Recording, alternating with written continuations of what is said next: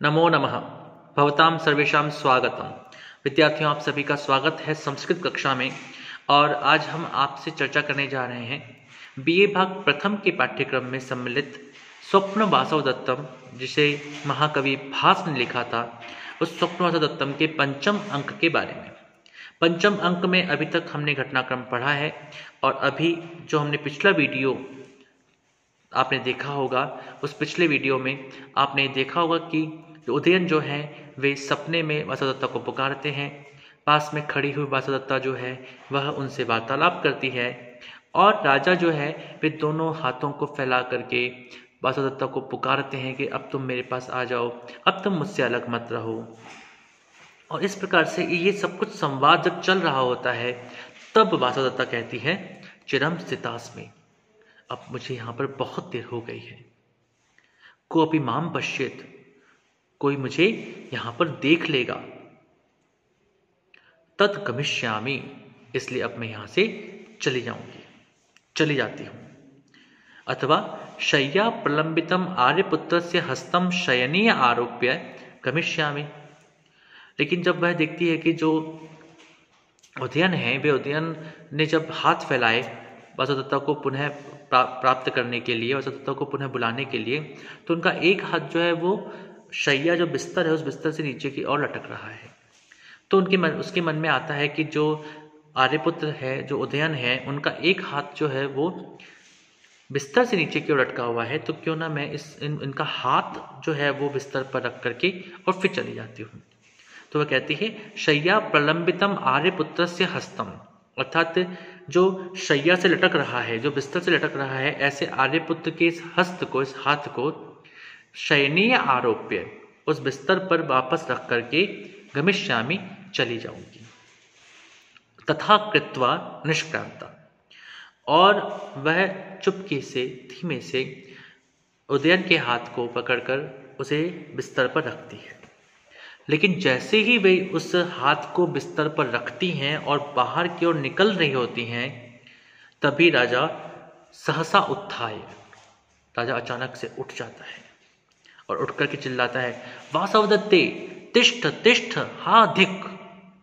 हे वासवदत्ता, रुक जाओ, रुक जाओ, जाओ मत, धिक्कार है मुझे, तुम मेरे पास में हो लेकिन मैं तुमको नहीं देख पा रहा हूं, तुम अब कहीं मत जाओ, अब तुम कहीं मत जाओ। और इस प्रकार से राजा उठ करके वासवदत्ता को पुकारता है। राजा जो इस समय पर जो ये सारा का सारा घटना घट रही है, उसमें स्वप्न और वास्तविकता, इन दोनों का एक अजीब सा योग देखने को मिल रहा है, जिस कारण से स्पष्टता नहीं हो पा रही है कि वे सपने में देख रहे हैं या वास्तविकता में है। और जिस समय वे इस प्रकार से चिल्लाते हुए कहते हैं, तो उस समय पर क्या होता है, इसको एक 7वें श्लोक के माध्यम से, जो पंचम अंक का 7वां श्लोक है, उसके माध्यम से महाकवि भास लिखते हैं। वे कहते हैं निष्क्रामन सभ्रमेणाहम द्वार पक्षेण ताड़ितः ततो व्यक्तम न जानामि भूतार्थो हम मनोरथः। संभ्रमेण, इसका अन्वय इस प्रकार से, संभ्रमेण निष्क्रामन अहम द्वार पक्षेण ताड़ितः ततः अयम मनोरथः भूतार्थः वा इति व्यक्तम न जानामि। वे जब अचानक से उठते हैं और दूर वासवदत्ता को समुद्र गृह से बाहर निकलता हुआ देखते हैं, तो अचानक से उठ करके उस वासवदत्ता को पुकारते हुए, उसको वापस बुलाने के लिए का प्रयास करते हुए, संभ्रमेण, शीघ्रता से, निष्क्रामन, निकलता हुआ, यानी कि आगे बढ़ता हुआ, अहम, मैं, द्वार पक्षेण, जो दरवाजा है, दरवाजे के पक्ष भाग अर्थात पार्श्व भाग से, दरवाजे के पार्श्वस्थ भाग से ताड़ितः, टकरा गया हूं। ततः, इस कारण, अयम मनोरथः, यह केवल मनोरथ अर्थात मानसिक कल्पना थी, व भूतार्थः, या यथार्थ या वास्तविकता, इति, इस प्रकार से, व्यक्तम, स्पष्ट रूप से, न, नहीं, जाना में, जान पा रहा हूं।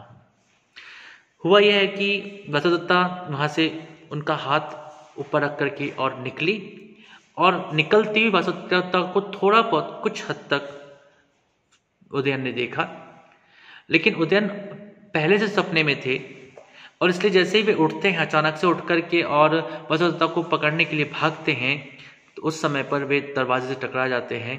तो वे स्वयं ये सोचते हैं कि जो मैं सोच रहा था वह एक सपना था क्या या हकीकत। इन दोनों के मध्य मैं स्पष्ट रूप से इसको जान नहीं पा रहा हूं कि अभी मेरे साथ क्या हुआ।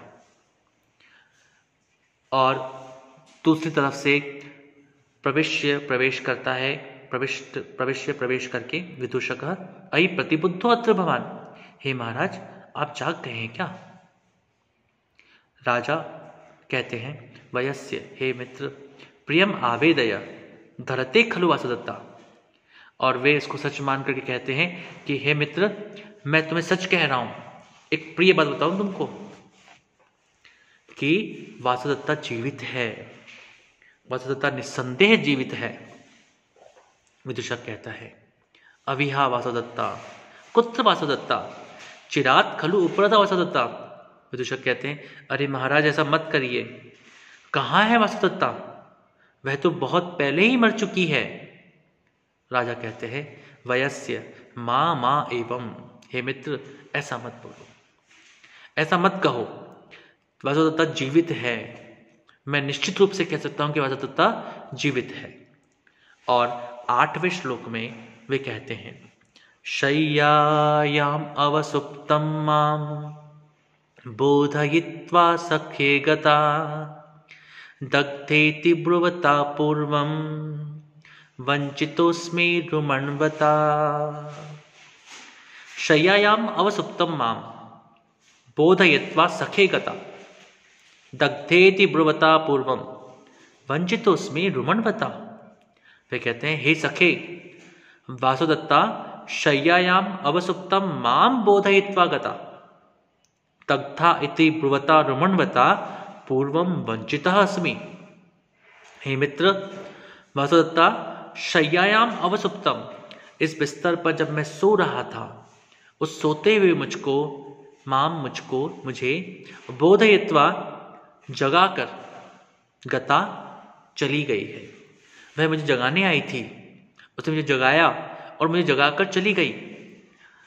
दग्धा इति ब्रुवता रुमण्वता, और जिस रुमण्वान के द्वारा मुझे कहा गया था कि वासुदत्ता जल गई है, जलकर मर गई है, पूर्वम वंचितः अस्मि, उसने मुझे धोखा दिया है, उसने मुझे झूठ कहा है कि वह जल करके मर गई है, वह तो जीवित है। विदूषक कहता है अविहा असंभावनीयम एतन न आ उदक स्नान संकीर्तनेन तत्र भवतिम चिंतयता सा स्वप्ने दृष्टा भवेत। वे कहते हैं यह संभव नहीं है महाराज, यह असंभव है, यह असंभव नहीं है। वे कहते हैं आ उदक स्नान संकीर्तनेन तत्र भवतिम चिंतयिता सा स्वप्ने दृष्टा भवेत। वे कहते हैं हाँ, जल स्नान की चर्चा होने के कारण आपने महारानी को याद करते हुए स्वप्न में उनको देखा होगा। वे कहते हैं कि क्योंकि हमारी चर्चा चल रही थी और इस कारण से हो सकता है कि आपने उनको सपने में देखा हो। राजा कहते हैं एवं मया स्वप्नो दृष्टः, हे मित्र, क्या सच में मैंने सपना देखा था?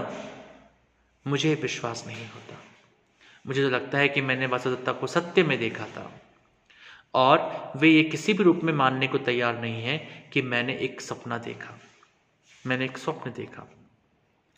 और वे इस बात को 9वें श्लोक के माध्यम से कहते हैं यदि तावत अयम स्वप्नो धन्यम अप्रतिबोधनम अथायम विभ्रमो वा स्यात् विभ्रमो ह्यस्तु मे चिरम।